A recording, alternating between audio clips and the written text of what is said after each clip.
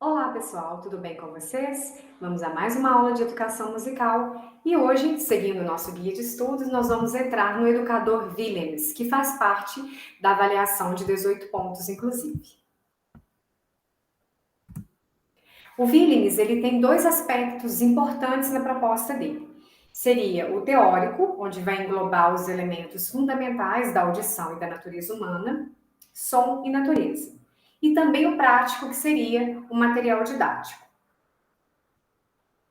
No aspecto da audição, ele estuda três aspectos que são importantes: o aspecto sensorial, o afetivo e o mental, sendo que cada um desses aspectos eles vão aparecer em todos os elementos, tanto no ritmo como na audição. Só que em cada parte musical, ela vai englobar uma coisa um pouquinho mais, puxar um pouco mais do que o outro, tá? Se vocês observarem no guia de estudos. Para o Willems, a música ela tem uma linguagem o quê? Supramental, entre o polo material e espiritual. Ou seja, é situar o ser humano. Então, ele tem essa preocupação com relação à audição, com relação ao corpo, né? A chamada vida fisiológica, a afetiva e também a mental. E para ele, tudo isso está interligado. O ritmo, ele é realizado geralmente pelas funções mais fisiológicas. A melodia, ela é um pouco mais pela sensibilidade afetiva. Já a harmonia, as funções intelectuais. Como eu disse, todos os aspectos apresentam os três itens, porém, em cada parte, né, no caso do ritmo, é mais fisiológico, a melodia, afetivo e a harmonia intelectual. Tá? Eles englobam um pouco mais uma parte que outra. E para o Willems, ele enfatiza que cada um apresenta realmente esses três aspectos, como eu já falei, o fisiológico, afetivo e mental, mas tem sempre uma predominância de algum deles. Então, se vocês observarem aí, né, na questão do ritmo, a gente tem o aspecto físico, que é o instinto ritmo, na afetividade está ligado ao sentido plástico mesmo, os diferentes caracteres, e no aspecto mental seria a escrita rítmica propriamente. Já na melodia, na questão do aspecto físico, a gente tem os sons, no afetivo, as relações de intervalo, melodia, e já no mental seria o quê? Nome das notas, leitura e escrita. E na harmonia, o aspecto físico são os sons do acorde, afetivo, intervalos e as relações sonoras, e no mental, a gente está falando mais das funções harmônicas, dos acordes propriamente. O que o Willems coloca, né, de importância no seu trabalho? Ele fala muito da questão das canções tradicionais, seria muito importante, letras pequenas, né, com uma extensão bem confortável para os alunos. Canções simples, então ela pode fazer parte do cotidiano, como um bom dia, pai, mãe, fatos cotidianos como o acordar, né, o fala do amigo, algumas coisas que podem ser aplicadas aí na sala de aula. Ele tem uma preparação para a prática instrumental. Então, antes de tocar, o aluno deveria o quê? Fazer uma leitura de solfejo daquelas notas, mas não necessariamente falando o nome das notas, mas pelo menos um lá, lá, lá, um vocalize, né? Lai, lai, lai, lai, lai, lai, lai, lai, lai, lai, lai. Ou qualquer outro que vocês queiram trabalhar, ou necessitem. Mas por quê? Para que ele trabalhe mais a prática de afinação antes de transportar isso para o seu instrumento. Temos as canções de intervalo, que são cantadas primeiramente com a letra, depois elas são solfejadas e só depois é colocado o nome de nota. Vocês vão ver isso também no Orff, que é uma coisa meio parecida entre os dois, tá? Os intervalos são cantados, no caso do Willems, na seguinte projeção. Ele pede para que, né, se possível, seja segundas, maior e menor, depois as terças, depois quintas e quartas, que são mais consonantes, as sextas e, por fim, as oitavas e sétimas. Ele fala muito da importância do gestual para as canções, né? A gente vai ver isso numa atividade prática daqui a pouco. A canção com mímica, né? O gestual, pensando no movimento plástico, no movimento corporal. O corpo faz parte também, né, dessa questão musical. E também as canções ritmadas. Para ele é importante que a música trabalhe com o corpo no sentido mais natural. Então, por exemplo, o embalar, o correr, o saltitar, movimentos naturais, nada imposto para os alunos. O instinto rítmico e muitas vezes a percepção também de quê? De acordes. As bases filosóficas e psicológicas a gente pode estabelecer uma ligação da música, o ser humano e o cosmos, uma ordenação natural e hierárquica e o trabalho também baseado na natureza íntima dos elementos, ou seja, do essencialismo, e não somente nos aspectos exteriores, que seria o existencialismo. Do ponto de vista pedagógico, ele inspira-se de um método global, ou seja, ele parte do tudo para as partes, que concerne a vida, e o analítico para a tomada de consciência. O vocábulo de termos iniciais é utilizado desde o início, com simples denominação dos elementos. Então, mesmo sendo alunos de educação infantil, por exemplo, alunos pequenos, a gente deve trabalhar desde o início as terminologias corretas. Então, é um som, não é sonzinho, não é notinha, é um som, um intervalo, um acorde, uma melodia, uma canção, um ritmo. Tem esse negócio de falar, esse aqui é o som grosso, esse aqui é o som fininho. Não existe isso para vírus. Você já trabalha desde o início, claro que com a vivência prática, né, através de atividades práticas, mas você denomina corretamente desde o início os vocábulos, tá? Tudo pensando aí no aprendizado da criança. Então, melodia, canção, ritmo. Movimentos corporais mais característicos, como a gente até já falou anteriormente. Então, ele trabalha muito com a marcha, o galope, os saltos, o mínimo de corporalidade e o máximo de senso do tempo. Tá? Se pro Dalcroze era importante a questão de aspecto, né, teatral, a questão do dinamismo, aqui para o Williams não. A preocupação dele, se você está trabalhando ritmo com aquela música, foque no ritmo. É o mínimo de mexer em excessivo corpo. Faça o necessário para que você trabalhe aquele conteúdo musical, tá? Então, se você está trabalhando grave, médio, agudo, você vai fazer algum movimento com a mão, algum movimento corporal que vai representar essas 3 dimensões, mas você não vai ficar floreando, né, digamos assim. O Dalcroze não, ele trabalhava mais com essa questão teatral, essa questão da expressividade. Aqui para Williams, o importante é focar, sim, né, o mínimo de movimento e o máximo de senso das noções de música. Ele também trabalha muito com instrumentos mais diferenciados, como a flauta de êmbolo, sininhos iguais e diferentes, né, para que o aluno possa descobrir a questão do timbre, né, o sino que vai do mais grave para o mais agudo ou vice-versa, tá? Então, essa classificação dos instrumentos, ela vai de acordo com o desenvolvimento e a idade, é claro, a faixa etária do aluno. Você vai falando assim, mas esses instrumentos são caros, né? Como que eu vou trabalhar sinos diferenciados, sinos iguais, com os alunos, carrilhão tritonal? Isso está além, né, das possibilidades das escolas brasileiras. Mas a gente pode fazer muitas adaptações. Você pode trabalhar com materiais simples, que também trabalham esse mesmo propósito, por exemplo, do pancromatismo. Você pode trabalhar nessas casas de penhor, por exemplo, você pode encontrar sinos de tamanhos diferenciados e trabalhar timbre. Você pode trabalhar um som mais grave, um som mais agudo. Agora, realmente, esses sininhos com a afinação correta das notas musicais, eles são um pouco mais caros, mas hoje no mercado vocês conseguem aí comprar pela internet, guardar esse material, né, e utilizar nas suas aulas de música. O bom da gente ter um material próprio é que, se você vai trabalhar numa escola, num projeto, ou o que você vai fazer, você carrega, certo? Agora, caso você peça esse tipo de material para a escola, o que vai acontecer? Você saiu da escola, o material ficou para a escola, ele não é seu. Então, é importante, não digo tudo, mas que algumas coisas a gente possa adquirir para fazer os trabalhos de educação musical, caso você queira atuar nesse mercado. Tem o tubo harmônico, que trabalha muito com a série harmônica, e também a sirene com 3 sons, que é para trabalhar o acorde. Voltando aqui para o Brasil, a gente poderia trabalhar com pratos de tamanhos diferenciados, forminhas, o próprio sininho, né, caso você consiga encontrar, é um pouco mais difícil, mas é possível. E você pode encontrar vários utensílios domésticos e outras coisas que você pode trabalhar esses 3 sons para a formação do acorde. Não necessariamente uma sirene, um sino afinado com as notas musicais.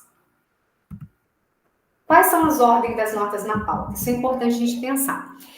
Para o Willems, né, não tem muito que floreamento para trabalhar com nome de notas, não. Tá? Para o Willems, explicar para o aluno de uma forma bem simples. Então, a terceira linha é a linha do meio e você tem as notas nas linhas, as notas no espaço, e depois você pode trabalhar também com gráficos. Então, essa questão da leitura é importante a gente focar aqui, que às vezes a pessoa, né, vamos focar em uma atividade para que vocês façam ou escrevam, né, sobre essa questão da escrita, da pauta desse educador, e às vezes a pessoa cria uma atividade super interessante, super criativa, mas não dá os moldes, né, no caso do Willems é uma coisa um pouco mais simples mesmo, meio que da forma que a gente já conhece.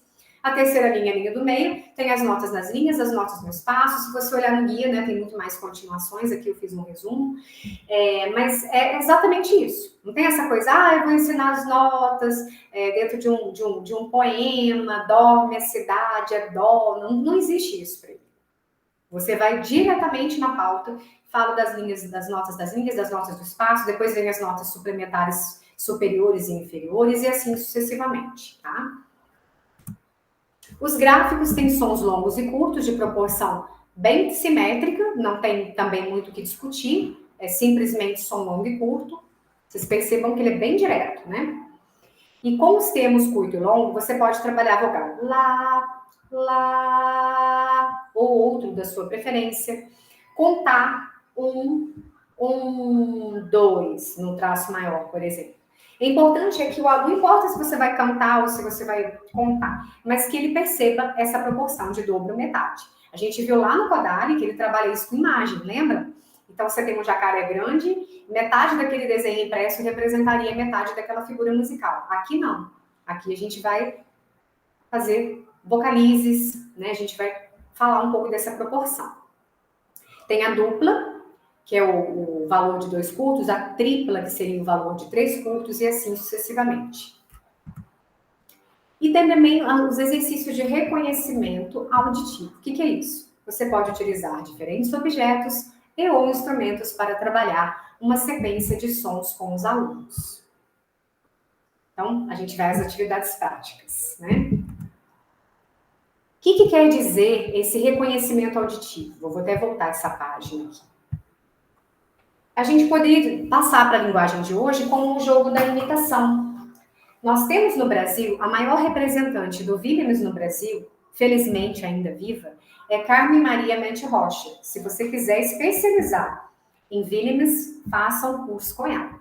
E ela fala da importância dos jogos de imitação. Né? Então, você pode utilizar materiais simples, como clava, chocalho, ou caso você tenha na sua escola um instrumental de bandinha, tem essa honra, né, de ter um instrumental apropriado, vai ficar melhor ainda a sua atividade. Então, você faz, por exemplo, e eles repetem.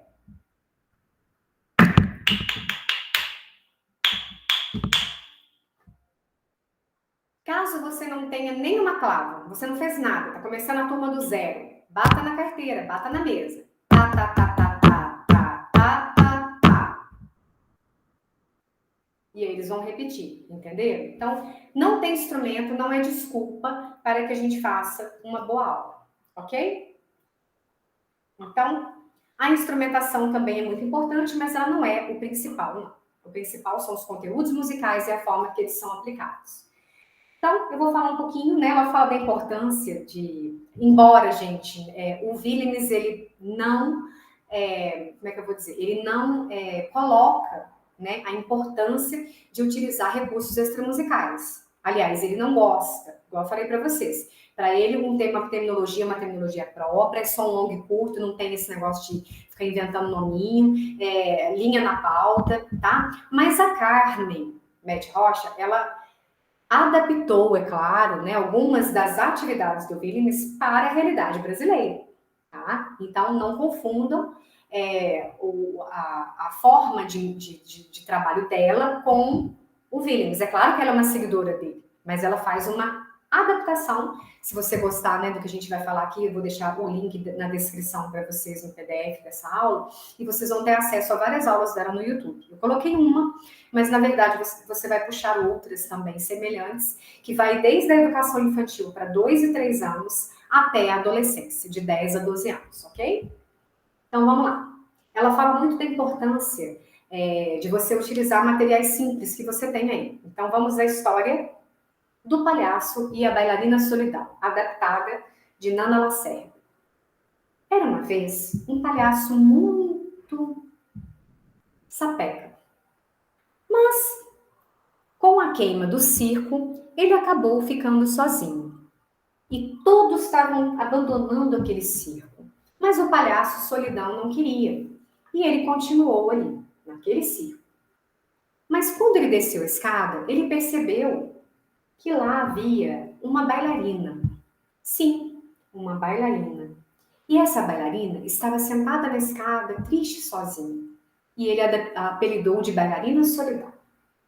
Quando a bailarina viu o palhaço, ela ficou tão feliz de não sentir mais a sozinha, que ela começou a pegar alguns instrumentos para chamar a atenção do palhaço.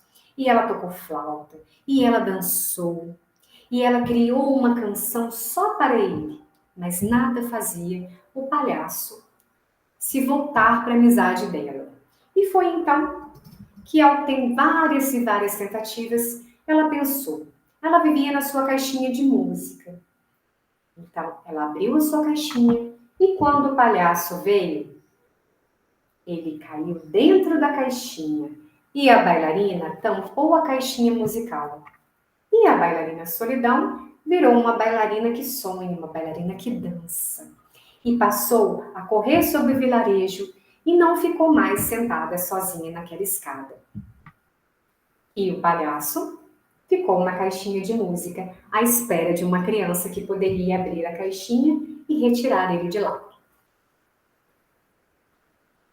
Então, no caso do palhaço, a gente pode puxar várias atividades. E eu vou colocar algumas músicas para vocês que, na verdade, não são minhas, são da Carmen Maria Mete Rocha, tá?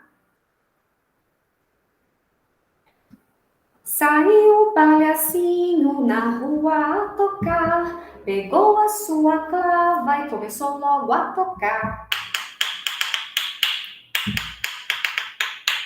Saiu o palhacinho na rua a tocar, pegou o seu chocalho e começou logo a tocar.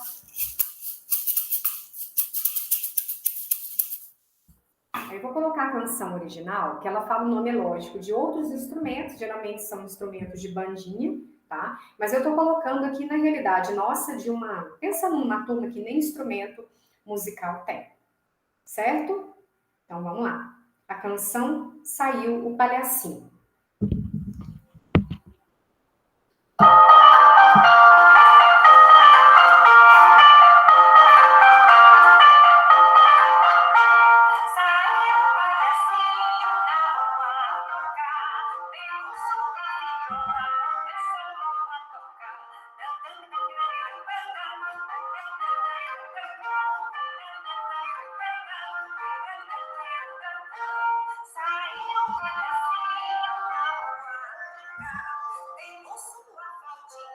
Bom, aí ela fala para, né, caso você trabalhe com educação infantil, você pegar de plástico mesmo, uma violinha, uma flauta, alguns instrumentos ou em miniatura para que você possa levar. E de repente você pode também, se não for uma turma muito grande, distribuir esses instrumentos e na hora que fala aquele determinado instrumento ou aquela prática, né, aí a criança levanta e finge que toca, né, no caso a viola, a flauta, o cachixi, o chocalho. O bom dos instrumentos de bandinha é que eles podem tocar realmente, né, não vai ser só uma coisa inventada, eles vão tocar de verdade e é mais propício para a idade deles. Mas vocês também podem utilizar recursos de brinquedo que podem ser uma parte ilustrativa para aquela atividade musical, ok? Falando de imitação, a gente fez uma simples, né, que você toca algum ritmo específico já trabalhado e eles repetem. Isso já dá para fazer com 3 anos, já é possível. E também a gente tem uma atividade interessante nesse mesmo aspecto, que é da Thelma Chá. E ela fala assim: o primeiro da fila levanta a mão, dá um passo à frente, bate os pés no chão e agora vai correndo para o último lugar e nós vamos juntos palmear. Aí eles têm que repetir. Então você faria uma fila, o primeiro da fila vai fazer o que você está falando. Só depois que você fizer um ritmo, eles vão imitar. O primeiro da fila vai para o final da fila, passa a ser o último e assim sucessivamente.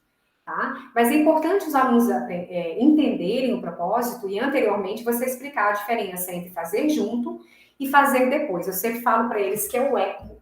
Quem sabe fazer eco? O eco vem junto com a gente ou ele vem depois? E aí eles vão manifestando aí, né, e vai entendendo que essa atividade é uma atividade de eco. Ela não é uma atividade que você está batendo palma e todo mundo começa junto, senão não dá certo. É uma atividade também de processo imitativo, tá? Outra coisa que ela faz sugestão é da questão dos gestos, como a gente falou anteriormente, que para o Williams também é muito importante. De repente, trabalhar partes do corpo, no caso da educação infantil particularmente, né? Eu vou colocar o áudio original só para que vocês possam entender. E o faz assim, você vai escolher o que você quer trabalhar. De repente, se você estiver precisando trabalhar mais a parte, né, do corpo humano, ou mais uma questão, né, de alunos com relação à timidez, e aí vai depender muito da necessidade do que você está precisando, tá? Então, se você precisar trabalhar mais a parte criativa, você pode fazer palhacinho, faz assim, faz assim, faz assim, palhacinho, faz assim, faz assim, faz assim. Aí depois pede para que outra criança utilize uma outra parte do corpo, eles podem utilizar o ombro, eles podem utilizar o cotovelo. Então depende do objetivo da atividade, vocês podem fazer as devidas adaptações e substituições das palavras, ok? Depois vem o regente. O regente vai dizer quem agora vai tocar. Preste muita atenção, como lindo vai ficar o chocalho, o ovinho, a flautinha, a clava. E aí você vai trabalhar aqueles instrumentos que você tem trabalhado ao longo das aulas. Pode ser instrumento de bandinha, pode ser os instrumentos com materiais simples que você tem aí à sua disposição, tá? Eu vou colocar só um pedacinho para vocês verem essa do regente vai dizer.